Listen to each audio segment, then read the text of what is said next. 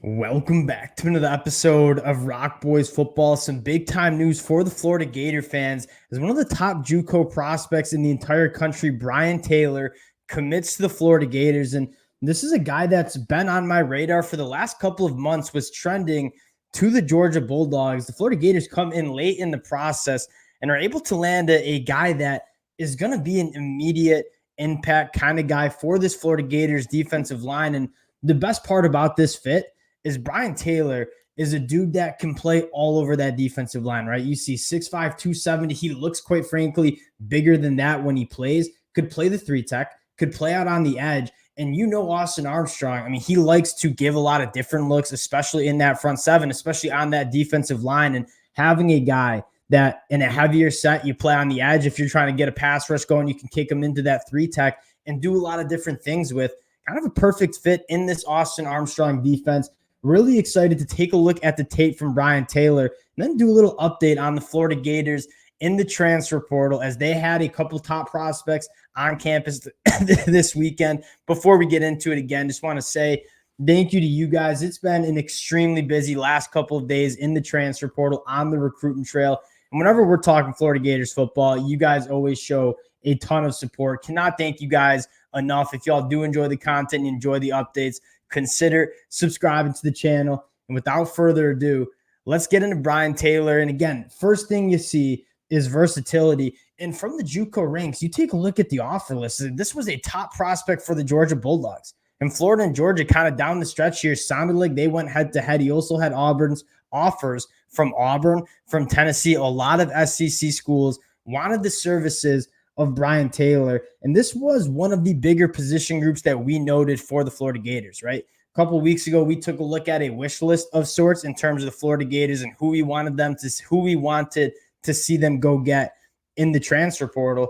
And the defensive line was a top priority. Obviously, some guys leaving in the transfer portal. Not only do you want star power on that defensive line, you need depth. And it's been a problem for this Florida Gators program the last couple of years. Like, you've had some guys who have been good football players, right? Gervin Dexter probably being the best example. The depth behind those kind of guys hasn't been there. And you look at the blueprint, having a deep defensive line that you can rotate in and out throughout not only a season, but games is massive. And getting a guy like Brien Taylor who can play all around that defensive line, adding not only a ton of talent, but depth, is certainly going to go a long way. Want to take a look at Brien Taylor's film, a guy that honestly really, really exciting, because he shows you kind of an elite bend of got the power in his hands, can go right through tackles, but also has some really good twitch off the line of scrimmage in terms of a first step and being able to win with some speed and bend as well. And again, you're going to see him be all over the line of scrimmage.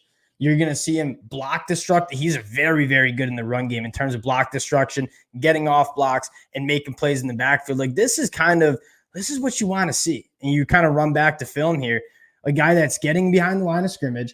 I mean, honestly, just winning at the point of attack here, shedding the block and making a play. I mean, that is defensive line 2.0, or like 101, I should say. And that's a guy that he kind of puts it on film repeatedly. He also can get after the passer as well. But what I love most is look at the closing speed for someone 270 plus pounds. Again, looks bigger at times. See him lining up on the edge, chasing it down from the backside, high motor kind of guy. Again, you can see why the Georgia Bulldogs wanted this kid so badly, because from a size standpoint, the athleticism is really impressive. And when you get that blend of size and athleticism, that's what makes for a really, really good defensive lineman. And a guy like Brien Taylor certainly has that. And then some. Again, block destruction, get behind the line of scrimmage, make a play, kind of lines up all over the field and kind of lives in opponents' backfields. That's kind of what you're looking for on that defensive line. Now, another top target that I want to talk about, and for Florida fans who've been kind of locked in with us for the last couple of weeks, we've talked about him plenty. And that's Joey Slackman, a transfer from the University of Pennsylvania, one of the more coveted defensive linemen in the transfer portal as of right now. I love Joey Slackman. And he kind of checks all the boxes of what I want. 6'4", 300 pounds, carries that 300 pounds about as impressively as you'll ever see. I mean, this dude is rock solid, extremely strong at the point of attack. The production at the Ivy League is certainly there. In 28 games, registered 25 tackles for a loss. And he has those traits to make that jump from the Ivy League competition to that SEC competition was at Florida this weekend, going up against a bunch of heavy hitters, right? My Michigan Wolverines in on Joey Slackman as well. And as a former wrestler, like, he just knows how to use his hands. He knows how to use his body leverage. And again, at 6'4", 300 pounds, carries the weight extremely well and has a ton of athleticism. One of the more coveted defensive linemen in the transfer portal, but a one that the Florida Gators got the first visit to. And that tells you a little bit about where the Florida Gators might stand in Joey Slackman's recruiting. If you were to ask me what is the top priority prospect for the Florida Gators in this transfer portal cycle, I would probably answer a guy like Joey Slackman. A couple other guys I want to just buzz by real quick. Shamir DK, former wide receiver at Wisconsin, had his best year with Graham Mertz as his quarterback in 2022, 47 catches, 689 yards, 6 touchdowns. What did we talk about, about a week ago in terms of targets for the Florida Gators? Some veteran wide receivers who've played a lot of football, right? There is a ton of talent in this Florida Gators wide receiver room, but they're young, right? A guy like Eugene Trey Wilson, what I think is one of the better playmakers in all of the SEC. You have guys like Aiden Mazzell and Andy Jean coming up. There is a lot of young talent, but that young talent is not necessarily proven talent. And so what you want to get is some experienced guys to kind of, I would say, balance out some inexperience. And Shamir DK, a guy that's played 4 seasons of football at the Big Ten level, was extremely productive with Graham Mertz as a quarterback. So you have a little bit of that chemistry there. Would be a really nice addition. And I'm not saying Shamir DK is going to lead the team in receiving yards next year. I do think that'll be Eugene Wilson. But I do think he'll be a quality target for Graham Mertz, and you already have that comfortability there. Last guy I want to talk about who is on campus for the Florida Gators, again, getting that first visit, Churosky Bridges.